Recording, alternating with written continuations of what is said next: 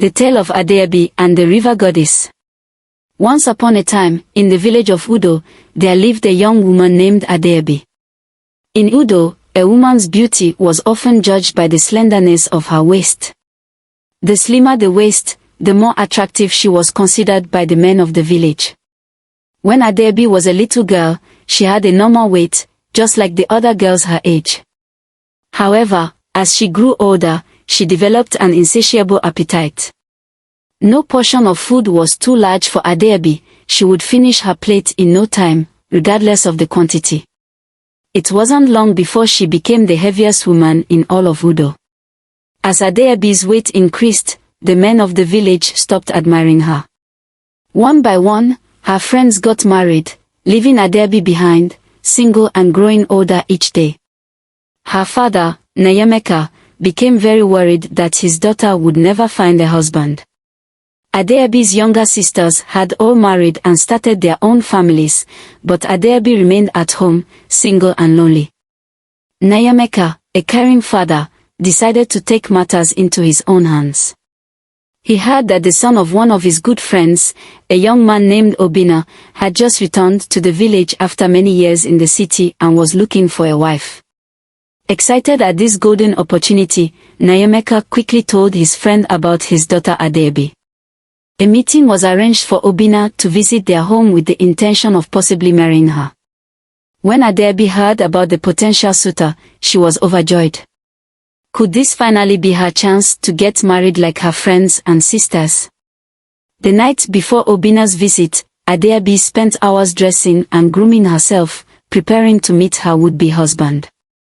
The next day, Obina arrived at Nyemeka's compound. However, as soon as he saw Adaobi, his face fell in disappointment.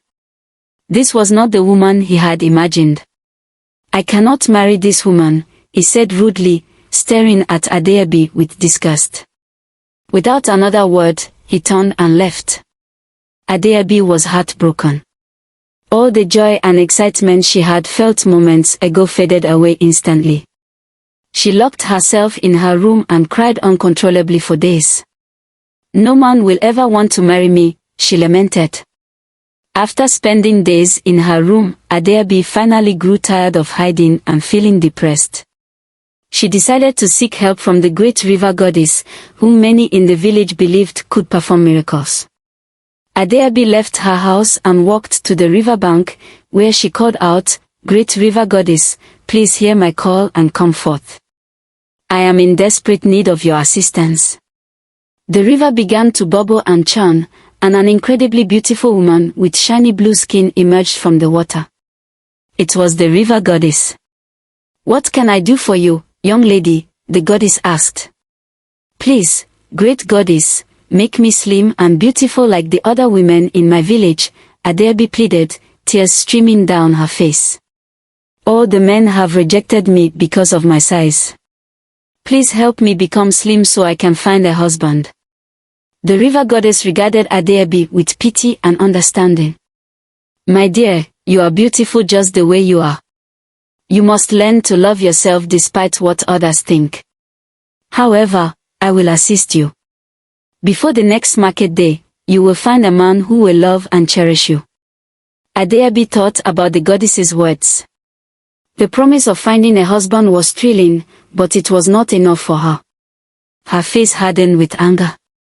"I want all the men in the village who have rejected and humiliated me to suffer. I want them to pay for the pain they have caused me." The river goddess was silent for a moment, then she said, "It is done.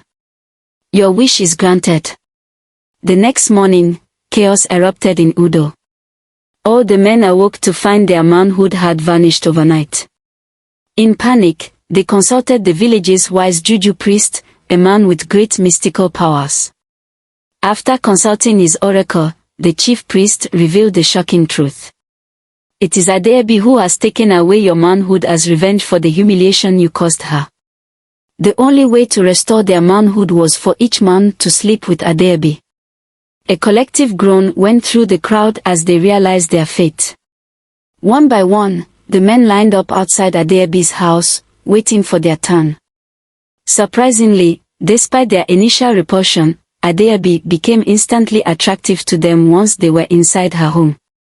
For Adaobi, this was sweet revenge. She was now desired by every man in the village. However, the men found themselves powerless against the spell Adaobi had over them. They could not desire their wives or any other woman. Desperate, the wives of the village men went to the chief priest, pleading for his help. The priest, taking pity on the women, consulted his oracle once more. "There is a way to break this curse," he said. He handed them a small pot with ancient magic powder. "Sprinkle this around Adaobi's house and chant the counter curse I will teach you." That night, while the men were with Adaobi, the wives crept into her compound. They sprinkled the powder around the house and chanted the counter curse. At first, nothing happened, but soon, the men awoke, shaking their heads as if emerging from a trance. Realizing what they had done, they rushed back to their wives. Adaobi woke up the next day, confused and with no memory of the night's events. She called out for the men who had desired her, but no one responded. Realizing the curse had been broken, Adaobi knew she had to seek answers from the river goddess once more. She ran to the riverbank and called out, but the goddess did not appear. Days turned into weeks, and Adaobi had to accept that the river goddess would not come to her aid again. She realized too late that she should have wished for a loving husband rather than seeking revenge. Her greed and anger had cost her the chance at true happiness. For the rest of her days, Adaobi lived as the village's loneliest woman. The tale of Adaobi serves as a reminder of how destructive anger, greed, and societal beauty standards can be.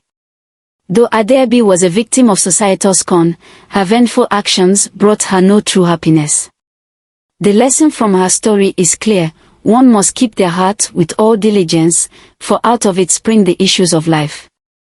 I hope you enjoyed the tale. If so, please like the video, comment, share it with your family and friends, and don't forget to subscribe to the channel and turn on the notification bell for more enchanting tales like this one. Goodbye.